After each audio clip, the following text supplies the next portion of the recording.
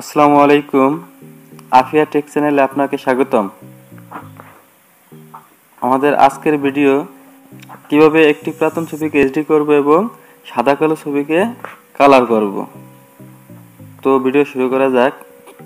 প্রথমে আমরা প্লে স্টোরে ঢুকব। প্লে স্টোরে সার্চ করব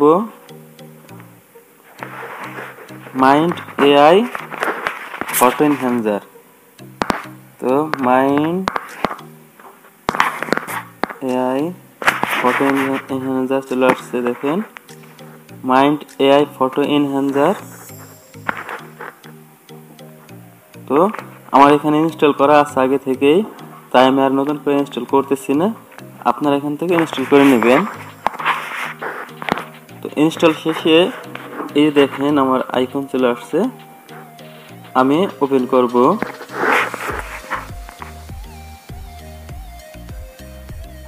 দেখেন এখানে আসছে গেট স্টার্টেড, তো আমি গেট স্টার্টেডে ক্লিক করব। এবার দেখেন আমার এখানে কি আছে, comic style, photo enhancer, register old photo, তারপরে আছে কালারাইজ, তারপরে রিপেয়ার স্কার্স। তো আপনার ছবিতে যদি কোনো দাগ থাকে সেই ক্ষেত্রে প্রথমে রিপেয়ার স্কার্সে ক্লিক করবেন। আমার যে ছবিটা আছে সেই ছবিটা দাগ নাই, তাই আমি রিস্টোর ওল্ড ফটো আগে ক্লিক করব। তো আমার ছবিটি সাদা কালো আছে, তাই আমি সাদা কালো এখান থেকে বাছাই করব। আর যদি আপনার ছবি রঙিন থাকে তাহলে এটা বাছাই করবেন রঙিনে, আর যেরকম ফটো আপনার মোড আছে ওইটা বাছাই করে নেবেন। আমার সাদা কালো আছে, তাই আমি প্রথমটাই বাছাই করে নিতেছি। তো ট্রাই নাও, অ্যালাউ। এবার আপনার গ্যালারির সব ফটোগুলো চলে আসবে। তো আমি এখান থেকে যে ফটোটা নেব আমি নিয়ে নিতেছি। দেখেন ফটোটা কিন্তু আমার এখানে অনেক লো কোয়ালিটির, একটু অপেক্ষা করা লাগবে আমাদের।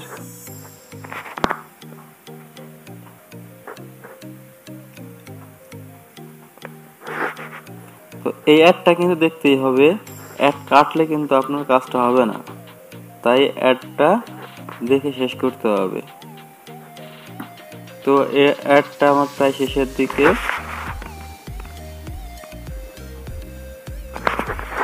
এখন এখানে ক্রস চিহ্নতে ক্লিক করবেন। এবার দেখেন আপনার এই হলো আমার আগের ফটো, এই হলো আমার পরের ফটো।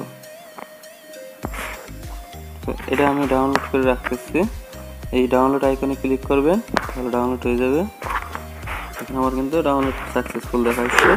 এবার আমি ব্যাগে আসবো।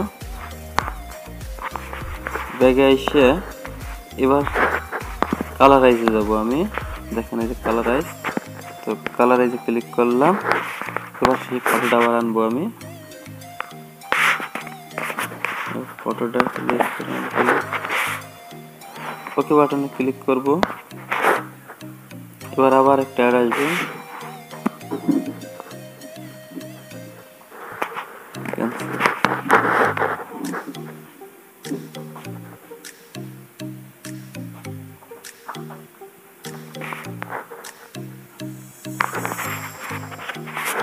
এবার দেখেন ফটোটা কিন্তু কালার হয়ে গেছে। হলো ওল্ড ফটো, হলো নিউ ফটো। বুঝতেই পারতেছেন অ্যাপসটা কতটা কাজে দেবে আপনাদের। তো এখন ভিডিওটা ডাউনলোড করতে হবে। ডাউনলোড করার জন্য আবার সেই ডাউনলোড বাটনে ক্লিক করতে হবে।